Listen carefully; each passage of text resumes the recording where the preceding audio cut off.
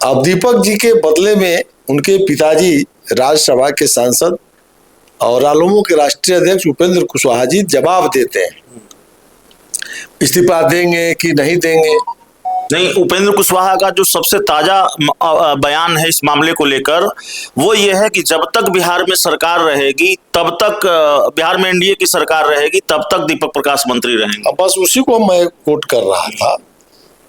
उपेंद्र कुशवाहा जी को पता है कि दीपक प्रकाश जी मंत्री नहीं रहने वाले हैं, लेकिन लीडर क्यों बोलेगा कि हम हट जाने वाले हैं, जब वो सोच ही लिए हैं।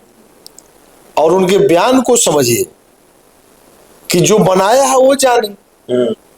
तो ये भारतीय जनता पार्टी को कटघरा में लाना चाहते हैं।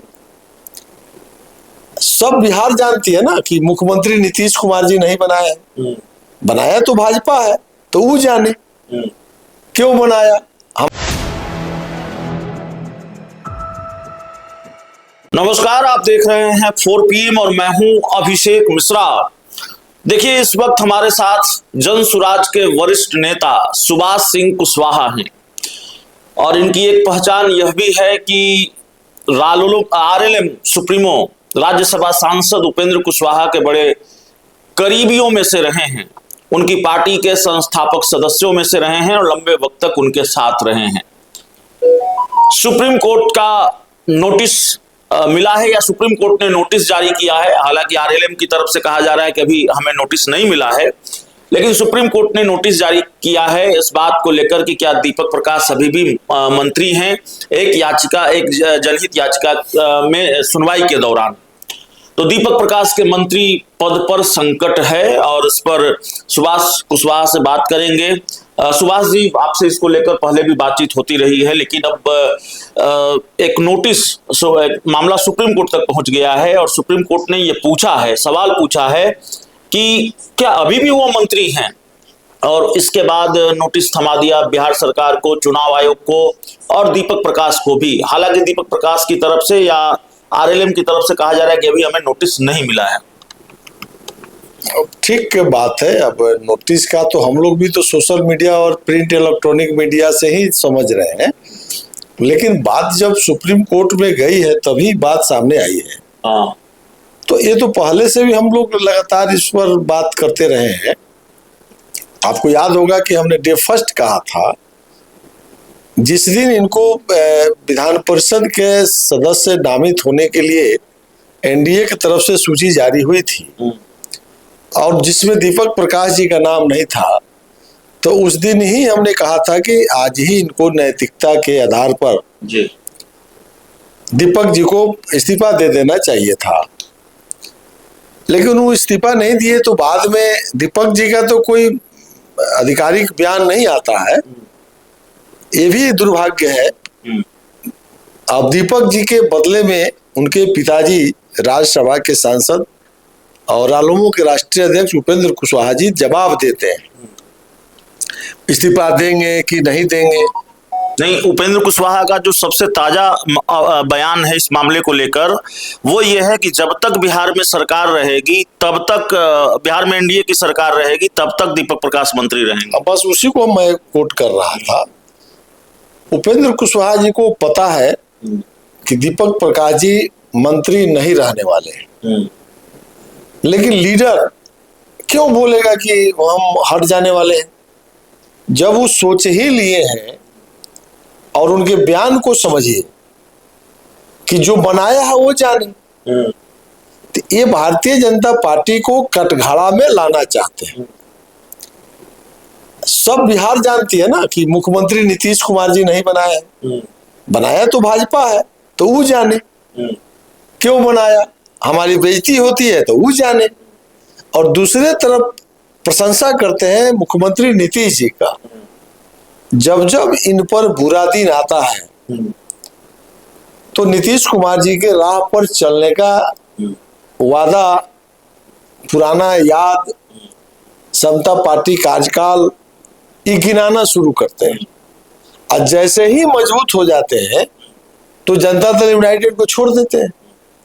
फिर इनके ऊपर बुरा दिन आया है तो लगातार ही बोल रहे हैं नीतीश कुमार जी की प्रशंसा, समता पार्टी कैसे बनी, कैसे नीतीश जी के साथ हम लोग चले, और उनके पुत्र निशांत जी को डिप्टी सीएम तक की बात, और नेता वही है, ये सब बात यह बोल रहे हैं।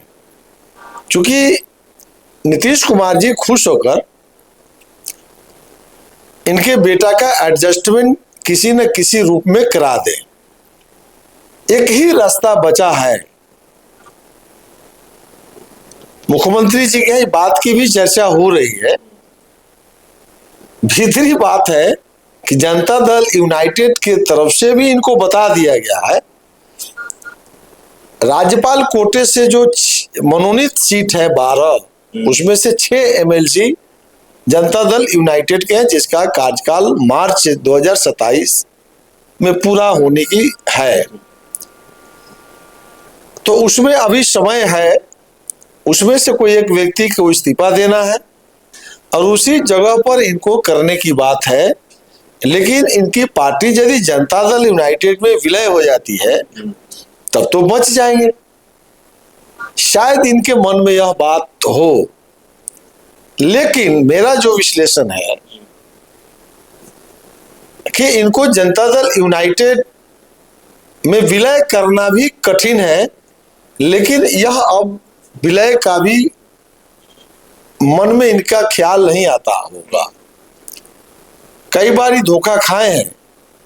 अगर इस बार ही विलय करेंगे तो राज्य के लोगों को इनके ऊपर जो थोड़ा बहुत भरोसा बच गया होगा, परिवारवाद पर तो इनकी पोल खुल गई, लेकिन अब बाकी साकी भी समाप्त हो जाएगा। तो एक तरह से कुल मिलाकर अंतिम बात हमको यही कहना है कि ये भारतीय जनता पार्टी को मुद्दा बनाकर कोई न कोई रास्ता ही बनाने का प्रयास कर रहे हैं। आपने जेडीयू का जिक्र किया, जेडीयू में आपके साथ रहे हैं, अभी जेडीयू में है, आपके साथ काम किया है, उपेंद्र कुशवाहा के करीबियों में से रहे हैं धीरज सिंह कुशवाहा। अब जेडीयू के नेता हैं और जेडीयू में रहते हुए उन्होंने उपेंद्र कुशवाहा पर निशाना साधा कि उपेंद्र कुशवाहा तो पति, माफ कीजिएगा, पत्नी, पुत्री, समधन, बेटी के लिए बड़े नेता हैं और परिवारवाद नहीं चलेगा, समाजवाद चलेगा। खूब सुनाया उपेंद्र कुशवाहा को। तो जेडीयू की तरफ से हमला क्यों सामने आ रहा है उपेंद्र कुशवाहा के खिलाफ, इसको कैसे डिकोड कीजिए? देखिए, धीरज कुशवाहा का बोलने का मतलब जनता दल यूनाइटेड की तरफ से नहीं है। वो तो आप जोड़ रहे हैं ना, उस पार्टी के नेता है। लेकिन सवाल जो कुशवाहा समाज के नई जनरेशन है, जिस दल में राजनीति कर रहा हो, तो जो एनडीए में जनता दल यूनाइटेड में धीरज कुशवाहा तो एकदम उस दहलीज पर खड़ा है कि जहां उनको लाभ मिल सकता है। संतोष कुशवाहा जी और धीरज कुशवाहा जी अभी दो वहां चेहरा वैसा है जिस पर आने वाला समय में जनता दल यूनाइटेड कुछ कर सकती है। तो अब वहां एक डर बना हुआ है कि कहीं यहाँ इस्तीफा दिलवाकर दीपक प्रकाश अगर एमएलसी हो जाते हैं, उनको यह आभास हो गया है कि जनता दल यूनाइटेड में विलय करेंगे, इसीलिए वो हरका रहे हैं और जनता दल यूनाइटेड में बगावती तैयार अपना। तो आप उपेंद्र कुशवाहा के बड़े करीब रहे हैं, जानते हैं उनको ठीक से। किस भरोसे, क्यों उपेंद्र कुशवाहा का कॉन्फिडेंस लेवल ये हाई है कि वो कह रहे हैं कि बिहार में जब तक एनडीए की सरकार रहेगी तब तक दीपक प्रकाश मंत्री रहेंगे, जब 2 बार बीजेपी ने गच्चा दिया, अब तो सुप्रीम कोर्ट का नोटिस भी है। पुराना इतिहास है। उपेंद्र कुशवाहा पर जब भी बुरा दिन आती है तो इनका दिखावटी तेवर कड़ा रहता है। ये दिखावटी तेवर है, ये अंदर से हिल गए। अरे भैया, कानून को उनके घर में बनता है कि मेरे घर में बनता है? आपको लगता है कानूनी मुश्किलें बढ़ गई हैं? बढ़ नहीं गए, इनको इस्तीफा देना पड़ेगा या हटाए जाएंगे।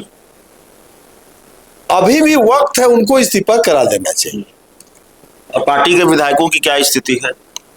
भैया, जिस दिन ये दूसरे अगर बगावत करते हैं बीजेपी एनडीए से, तो इनका 3 विधायक आज भी एनडीए के साथ है और भारतीय जनता पार्टी के साथ है, इनके साथ नहीं। तो जो महाराष्ट्र में हुआ, जो बंगाल में हुआ, वो बिहार में भी इनके साथ हो जाएगा? बिहार में अभी और कुछ होने वाला है। क्या होने वाला है?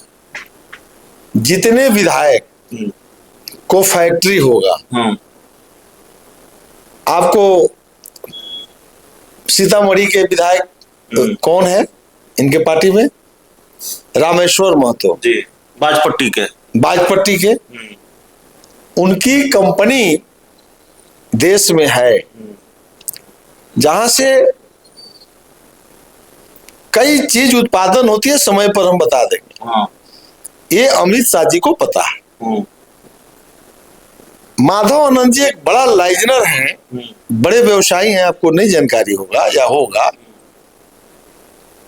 दूसरे तरफ जो इनके प्रदेश अध्यक्ष जी हैं आलोक सिंह जी बड़े प्रॉपर्टी के मालिक हैं। तो इस राज्य में या इस देश में